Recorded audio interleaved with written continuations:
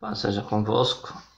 Vamos lá nessa busca de conhecer a Deus e ver se a gente entende um pouquinho mais de quem é esse Deus que nós queremos servir, que nós estamos tentando nos relacionar com Ele, ok? Capítulo 17 de Gênesis, verso 1 diz assim: Sendo, pois, Abraão da idade de 90 anos, apareceu o Senhor a Abraão e disse: Eu sou o Deus Todo-Poderoso. Anda em minha presença e ser perfeito. Amém? Deus então se apresenta agora a Abraão e ele tem uma palavra que vai chamar bastante atenção. Ele diz: Eu sou o Deus Todo-Poderoso, que detém todo o poder. Deus onipotente. E muitas vezes a gente se pergunta o seguinte: se Deus tem todo o poder, por que nós muitas vezes somos acometidos por males da vida cotidiana?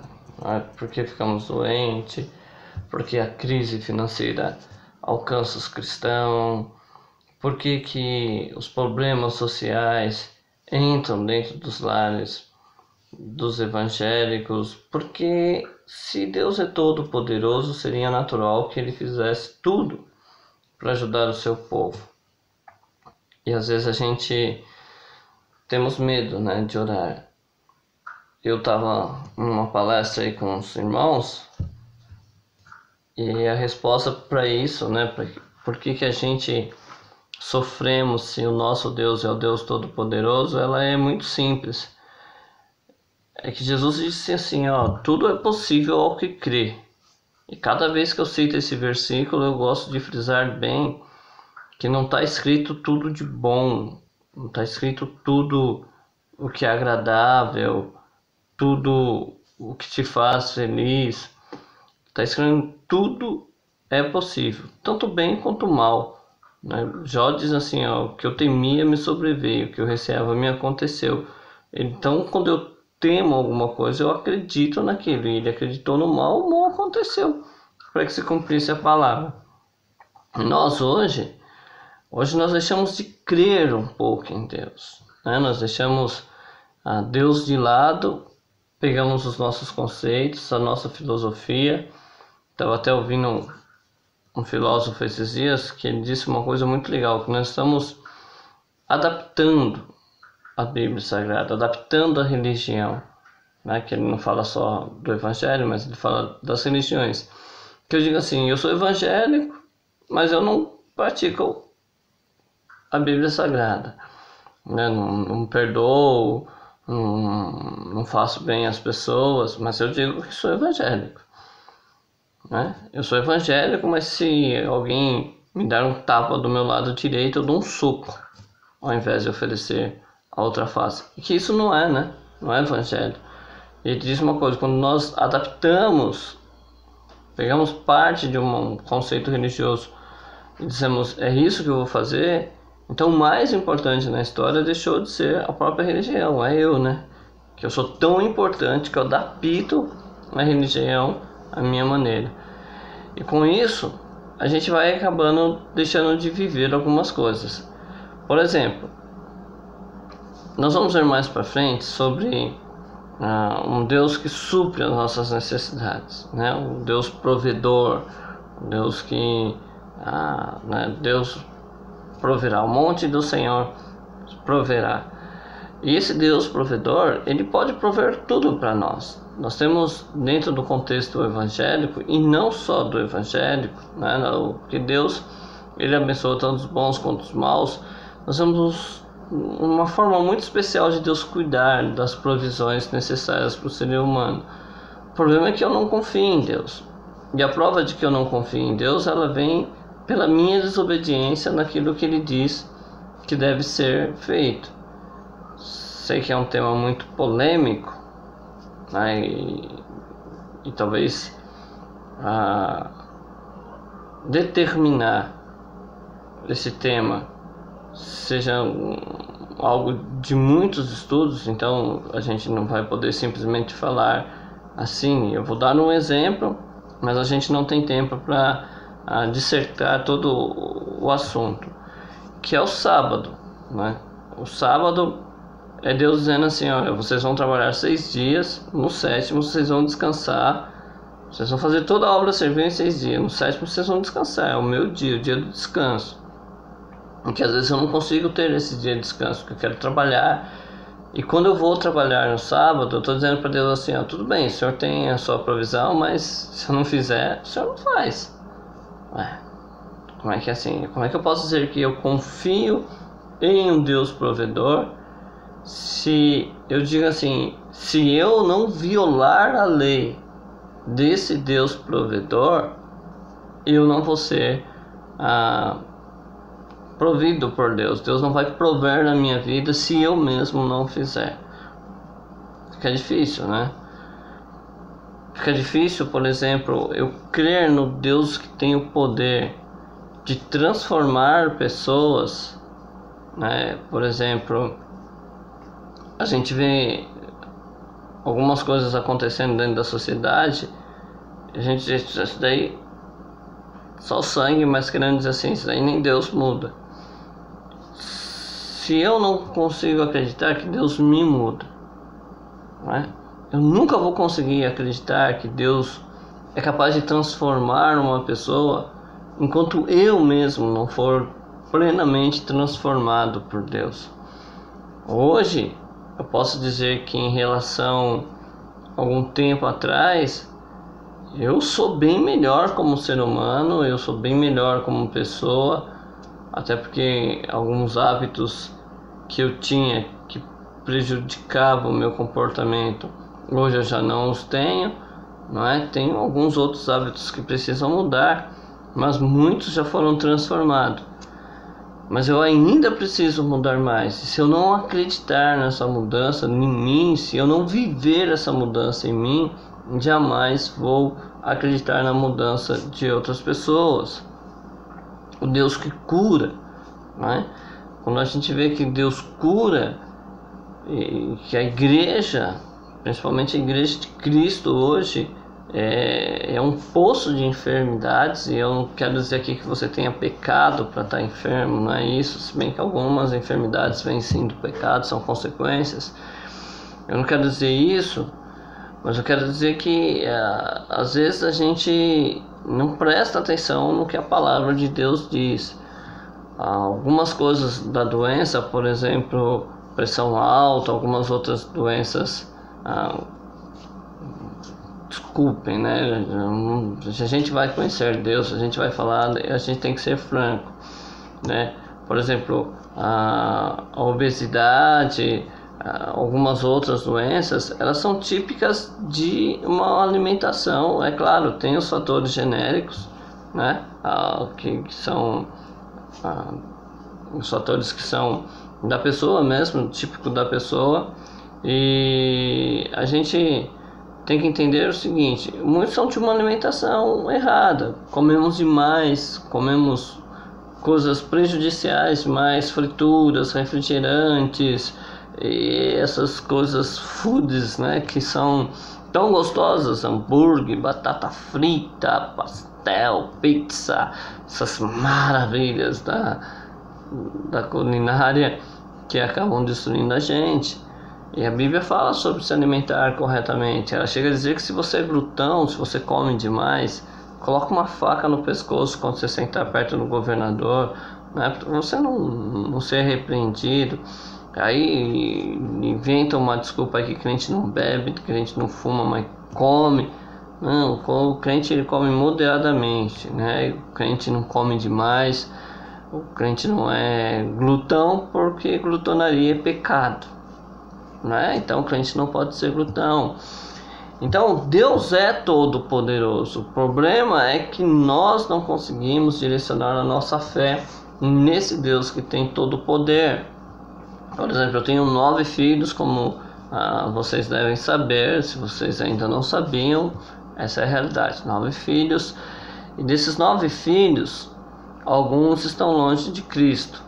Alguns estão envolvidos em coisas que eu, como pai, acho que não é legal, né? E aí eu vou fazer uma oração pentecostal, assim, meus filhos eu entreguei na mão de Deus. Primeiro que eu, particularmente, isso não é bíblico, né? Só um pensamento meu, se vocês me permitem. Eu acho que Deus não gostaria de receber aquilo que Ele deu para nós cuidar e nós jogarmos para Ele fazer no nosso trabalho, né? Os filhos são dados a nós, nós devemos educá-los, ensinar o menino o caminho que deve seguir para que não se aparte na sua mocidade. E aí alguém diz assim: nossa, pastor, mas sabe o que acontece? As crianças vão para a igreja, crescem na igreja, mas quando eles estão maiorzinhos, eles querem conhecer o mundo. Não, não é esse o problema.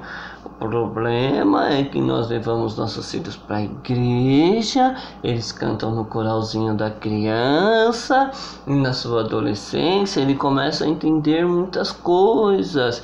E aí nós vamos para o culto, todos adornados, né, todos bem preparados, com os nossos louvores ensaiados, as nossas ministrações na fala para poder falar bonito.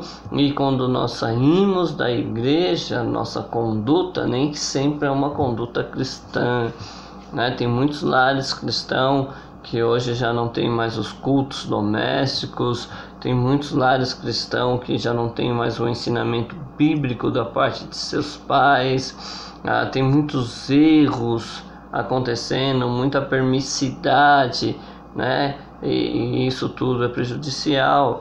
Então, Deus tem poder de guardar os meus filhos, Deus tem poder de proteger os meus filhos e de fazer os meus filhos ministros de Deus, como a palavra diz, né? Nós não tivemos filhos para perturbação. Agora, como é que Deus vai fazer isso se eu não cumpro com a minha parte do contrato? Não é que é ensinar o menino o caminho que se deve andar.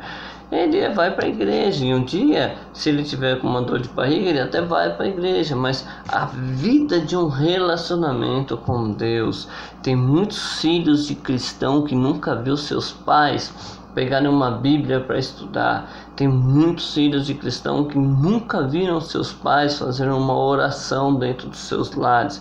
E não é aquela oração da refeição, não, né? Ah, Senhor, abençoe, graças a Deus que eu vou comer. Não, não é isso, né? São orações verdadeiras.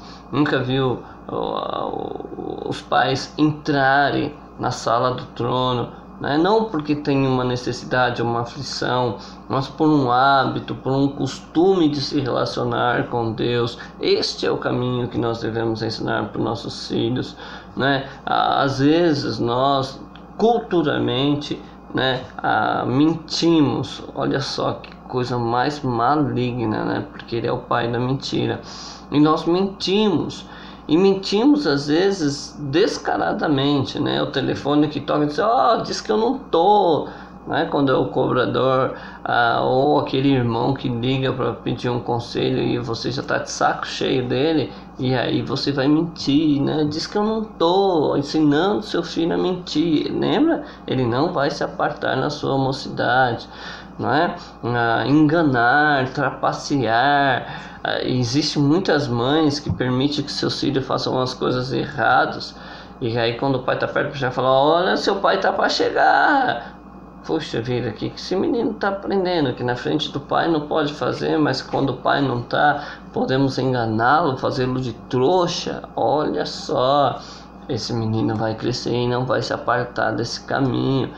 Então Deus tem o poder, Deus tem todo o poder. Agora, para viver o poder de Deus na nossa vida, nós precisamos descobrir os caminhos e as condições para isso. Se você quer ser próspero, por exemplo, boa coisa é não andar segundo o conselho dos ímpios, não se assentar nas rodas não se deter nos caminhos dos pecadores e nem se assentar nas rodas dos escarnecedores. É por isso que eu fico meio triste quando o cristão fica assistindo esses programas humorísticos que falam mal de Deus, que zombam da nossa fé, que nos colocam como retardados, mas o cristão tá lá dando ibope pra isso, né? Eu não gosto muito disso, não. Eu não gosto dessas coisinhas que rolam no Facebook, com piadinha com crente, isso é escárnio. E isso, Deus disse, se você quer ser próspero, fica com eles não, pula fora disso. Fica postando coisinhas zombando de fé de ninguém, não fica postando coisinha, sabe, com coisas que realmente não deveriam acontecer no nosso meio, mas acontece. Mas isso não é para fazer piada, isso não é para ficar fazendo escárnio, não é para ficar postando um negocinho assim no Facebook, não. Isso tem preço. Aí você quer ser participante de todo o poder de Deus, está despertando a ira dele, né? Então, vamos aprender isso. Todo o poder pertence a Deus, Ele pode todas as coisas. Algumas coisas Ele condicionou às nossas atitudes. Se você quer estar só por cima, a pregação mais conhecida daqueles que amam a prosperidade. Se você quer ser cabeça, quer estar só por cima, nunca ser cauda. Se você quer ser bendito ao entrar, bendito ao sair, bendito no fruto do seu ventre, os seus filhos. Se você quer ser bendito nos seus animais, nas obras da tua mão, na forma de trabalhar, obedeça a palavra. Olha que legal, né? Porque a palavra nos ensina a ser pai. Vós pais, não despertei a ira aos vossos filhos. Hoje nós estamos tão ocupados com a obra de Deus que às vezes nossos filhos não conseguem falar conosco e a gente espera aí que Deus mandou eu te abandonar aí para fazer alguma coisa. Hoje nós estamos tão ocupados, né? A mente cheia de coisas. Tem sempre um assobio lá, né? Que diz assim, olha, alguém precisa de você. E você fala assim, menino, peraí que eu vou aconselhar aqui. E aí o menino fica longe, irado, porque quer falar com o pai, não consegue, tem que pegar senha ou esperar um post lá do Face ou um toque do WhatsApp para poder falar. Tem isso, né? Vós pais tem que seu papel, tem que cumprir direito. A Bíblia ensina isso. A Bíblia ensina, você vai ser bendito nas obras das tuas mãos. A Bíblia ensina como trabalhar, não é? Para você que é empregado, que trabalha, vou dar uma dica legal para você ser próspero, né? Para que Deus possa te honrar. Trabalhe como se fosse para o Senhor. Então imagine que se você trabalha para o Senhor, você não fica enrolando de 10 em 10 minutos tomando um cafezinho, não é? Porque o Senhor está vendo. O chefe saiu, não vou porque o meu chefe está me vendo. O meu chefe está de olho em mim, não posso fazer isso, né? Não vou pegar a caneta do meu chefe para levar para minha casa. Não vou fazer um serviço relaxadamente porque o meu chefe é exigente. Né? Então trabalhe como se você trabalhasse para o Senhor, não é? Então esses são segredos que a palavra de Deus ensina, em que nós podemos viver muito bem. Agora, Ele tem todo o poder. Prova e vede, faz prova com Deus, né? Prova com Deus não é você jogar Deus na outra parede, não. Vê se dá certo. Vê se quando Ele aconselha você, acontece de verdade. Vamos lá, buscar-me-eis e me achareis quando me buscardes de todo o coração. Tem pessoas que oram e que jamais chegarão a ver Deus. Tem pessoas que clamam que jamais terão resposta de Deus, porque fazem isso de um coração dobre, né? Querendo outras coisas, sem parar, sem ter um tempo para Deus. Nós entramos numa oração já pensando nisso aí, enquanto nós não acabamos com as nossas petições, não saímos, mas assim que acaba, não damos tempo para essa oração, não temos tempo reservado para adorar, não temos um tempo reservado para estar na presença de Deus, sem a lista daquilo que eu quero, né? Para deixar o Espírito falar com a nossa alma. Nós não temos mais tempo. A nossa oração é pizza e um pastel, por favor, e fica esperando cair. Não, oração é uma coisa para se fazer sem pressa, suavemente, né? Isso vai dar muitos resultados. A Bíblia fala sobre os dízimos e as ofertas. Trazei a mim, né, na minha casa. Na minha casa você não pode administrar o dízimo do Senhor. O dízimo tem que ser levado ao sacerdote, né? Não sei em que igreja você congrega. A Bíblia fala sobre fazer bem às pessoas, não é? Empresta a Deus quem dá aos pobres. Olha que legal isso. E às vezes você não dá, a roupa envelhece, apodrece dentro do seu guarda-roupa, a despensa está cheia de mantimento que já passou do prazo de validade, e você deixou isso acontecer sem olhar para o vizinho que precisava, nem da campanha do quilo da sua igreja você participa, aí não tem como prosperar, né? Então, prove, veja se o que a palavra de Deus diz funciona, não é? Salmo 37:5, acho que é isso, se eu não estiver enganado. Aqui diz, né? Entrega o teu caminho ao Senhor, confia nele e tudo ele fará. Você quer que Deus faça? Então entregue seus caminhos ao Senhor. Você quer que Deus haja no seu casamento? Entregue o seu caminho ao Senhor. Você quer que Deus haja nas suas finanças? Não gaste seu dinheiro naquilo que é pão. Se você é um assalariado, se você tem um salário que não é daqueles de deputados, né, de vereadores, e você precisa de um celular, um smartphone, não vai aí comprar um 20 prestação, um valor absurdo, né? Se você quer o WhatsApp, você quer o Facebook, tem bastante modelos aí que vai te dar a mesma liberdade de uso, e você não vai pagar por uma tecnologia que às vezes você nem vai usar, né? Então seja prudente, administre o seu dinheiro, administre a sua vida, porque toda a palavra de Deus é uma colocação de conselhos para que a gente ordene os nossos passos e viva os milagres de Deus. Ele tem todo o poder. Ele pode mudar a história do Brasil, ele pode mudar a sua história, ele pode mudar a história da sua família, ele pode curar doenças, ele pode suprir suas necessidades, ele pode, não é? Agora, só para terminar essa questão do Todo-Poderoso, ele poder fazer e ele fazer são coisas diferentes, não é? Você que é pai, você que é mãe, você ajudar o seu filho a fazer a lição, você ajudar o seu filho num trabalho, num dever de casa é uma coisa. Agora, você fazer por ele é outra, né? Então, você precisa ter essas limitações. Deus ele não vai fazer por nós, ele vai nos ensinar essas coisas. Então, creia, ele é o Todo-Poderoso. Todo domínio é dele. Não há nem debaixo dos céus, nem em lugar algum da existência que tenha uma só força, um só ser que esteja livre do poder de Deus. Ele está assentado sobre o trono, reina soberanamente, todo o poder é dele.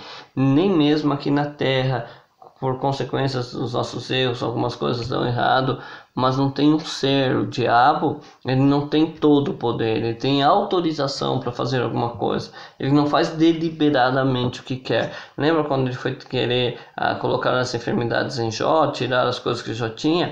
Ele não foi de livre e espontânea vontade, ele teve que pedir permissão.